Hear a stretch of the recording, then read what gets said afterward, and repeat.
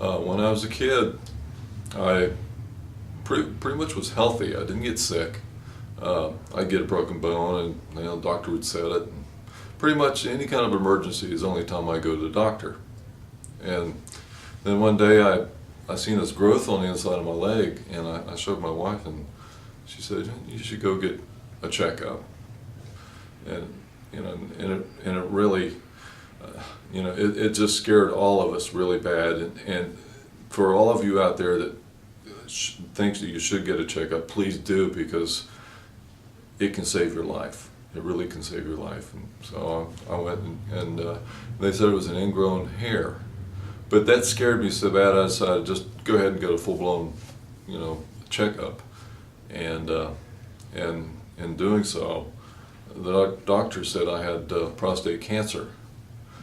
Of course, I didn't want to hear that, so I thought, well, I'm going to fight this. So I started eating healthy for a change, gave up the pizzas and all that, and started eating greens and vegetables, and got some books on healthy eating habits. And so I started, really trying to take care of myself. And the doctor suggested chemotherapy. There was a time I got clear down to 120 pounds. I've lost my hair, and I even had to use a wheelchair for a little bit, and it was just a scary part of my life. So it's been about a year, and it's been a remission.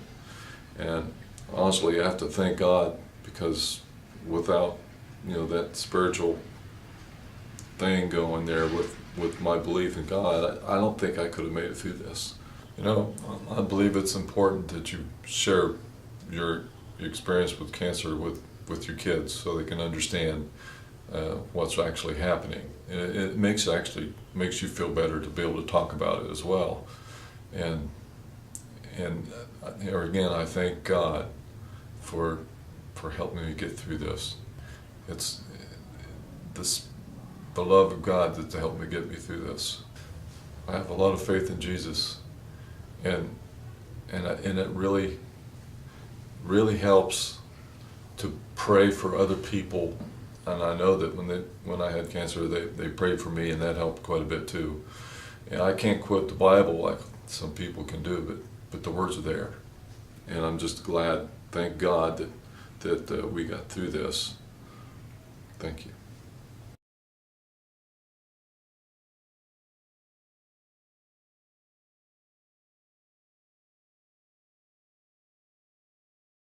First of all, my mother had breast cancer, and later she was diagnosed with terminal cancer and passed away. So when I found out that I had cancer in 2008, I was diagnosed with colorectal cancer, I was really scared. I really didn't know what to do. When I talked with my doctor, he told me that I needed to have chemotherapy and radiation treatment, and I went through all of that. I went to treatment 5 days a week and prayed right along with it. And at the end of that treatment, that's when the miracle happened. I do know that God heals us. I don't believe that God wants us to be sick, and I believe He has the power of healing. I went back to the doctor, and he told me that, believe it or not, there was no cancer. The tumor was gone. And I found some friends of mine who were very faith-based and believe that prayer is the answer. And we had prayer circles, several prayer circles, and we prayed for me and prayed for my healing. And I actually was told by one of the individuals in the prayer circles that she had sent that prayer request out around the world. And I felt so good and so relieved. And I also read a book about self-healing. And I know that the positive energy that we have comes from inside of us. And we can, if we think and have the faith, can do positive things about healing ourselves. And I started reading about other people who, with the power of prayer, were able to become a miracle. And I felt like I'm a miracle myself. And I do believe in the power of prayer. And I also, I don't go to church on a regular basis, but I also know that believing and caring about others like we want others to care about us is very important. I believe that that's what it takes. That's what we need to do for each other. We need to help each other. We need to believe in each other.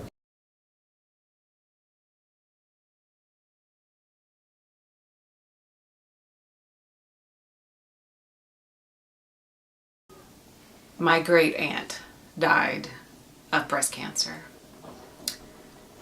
We didn't talk too much about it, and we knew that it was breast cancer, but we didn't know what caused it. And of course, nobody was talking about doing exams back then. I remember in high school, when they started teaching us about doing exams, the kind that they tell you to do in the shower. They said to do those sort of self-examinations.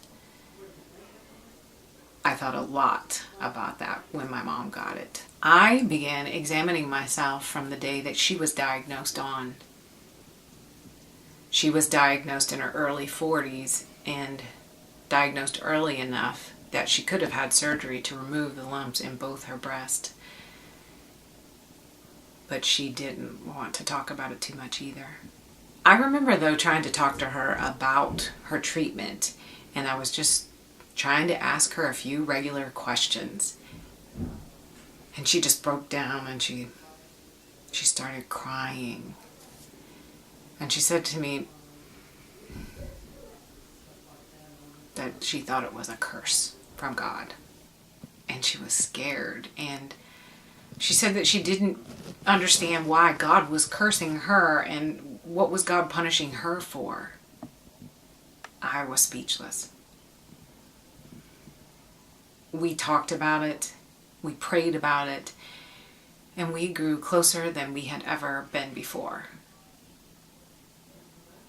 She was my rock when I got diagnosed with breast cancer. She died from cancer 3 years after mine went into remission. I've been cancer-free now for a few years. Mom said that I was strong. She said, nothing's here forever. The grass dies and the flowers die, and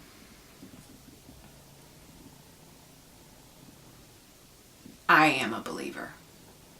I'm not a Christian and I don't go to church. But God does answer a sinner's prayer, and I'm going to tell you, He's the one that brought me through this.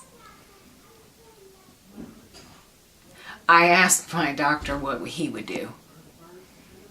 And I asked him to pray for me when he was on the surgery table with me. Yes, there is a God up there. And He will put you through all kinds of trials and tribulations, but He will not put you through anything that you can't bear.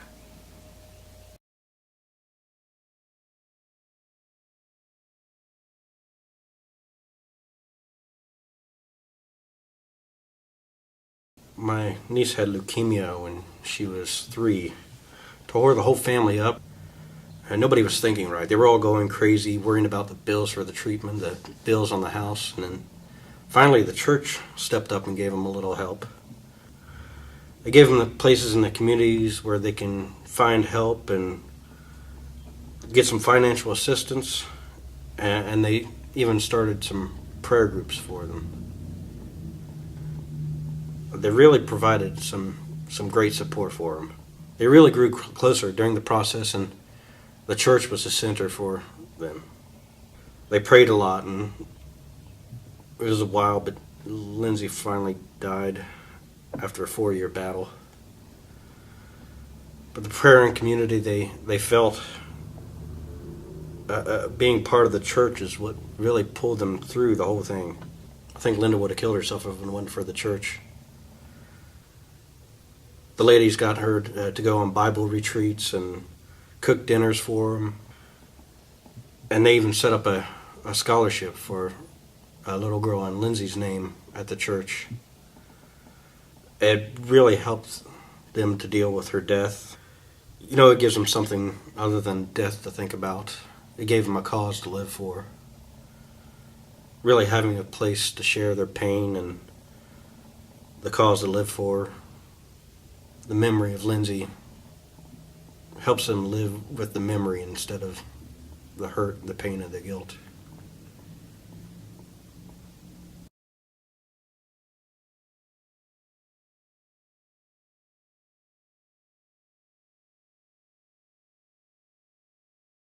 My family has a strong history of cancer.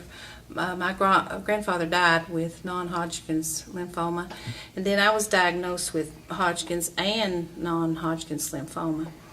I was pretty brave when I told my family, but I knew inside myself that my faith was really going to be tested.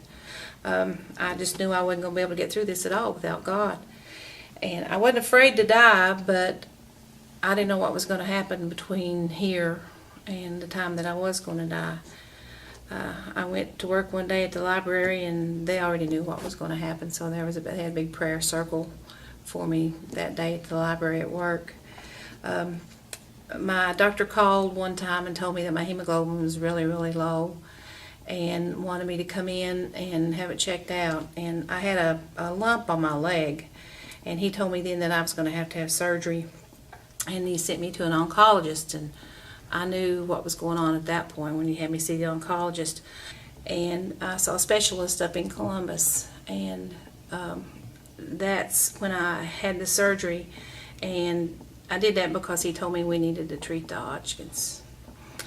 And I started the chemotherapy, and while I was sitting there in the chemo, I didn't even watch TV because the nurses shared their faith with me. And we would go for hours the whole time the chemo was running and talk about God and what God could do in my life and how he was going to get me through this. I had weeks of chemotherapy, and I had to have radiation treatment.